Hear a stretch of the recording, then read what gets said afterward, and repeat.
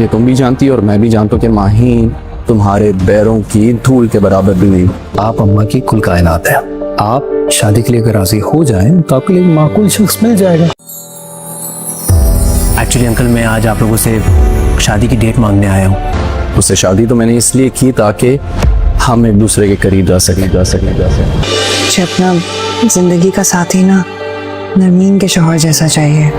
तुम्हारी मांगनी कर दी है ना, शादी अब उसी वक्त होगी जब तुम्हारे माँ बाप में से कोई यहाँ पर मौजूद। तलहा पूरे इरादे के साथ ईमान का रिश्ता लेकर सिराज साहब के घर पहुंच चुका है। वह चाहता है कि अब इस रिश्ते को एक मुकम्मल अंजाम दिया जाए, लेकिन सिराज साहब अपनी जिम्मेदारी को समझते हुए एक अहम शर्त रख देते हैं।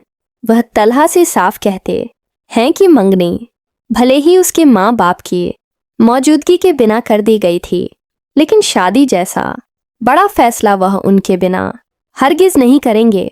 उनके लिए परिवार की रजामंदी सबसे ज्यादा जरूरी है। अब तलहा के सामने एक नई चुनौती खड़ी हो गई है, क्योंकि उसे अपने घर वालों को मनाकर यहाँ लाना होगा ताकि यह रिश्ता आगे बढ़ सके।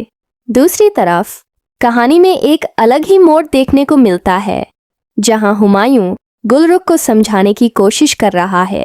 वह उसे एहसास दिलाता है कि अकेले जिंदगी गुजारना आसान नहीं होता, खासकर तब जब उसके साथ सिर्फ उसकी माँ हो।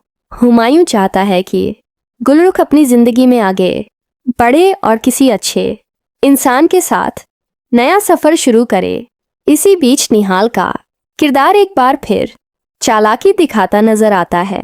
वह नरमीन के करीब आने की कोशिश करता है और हैरान कर देने वाला सच बताता है कि उसने माहिन से शादी सिर्फ नरमीन के करीब आने के लिए की थी, जो कहानी में नया तूफान खड़ा कर सकता है।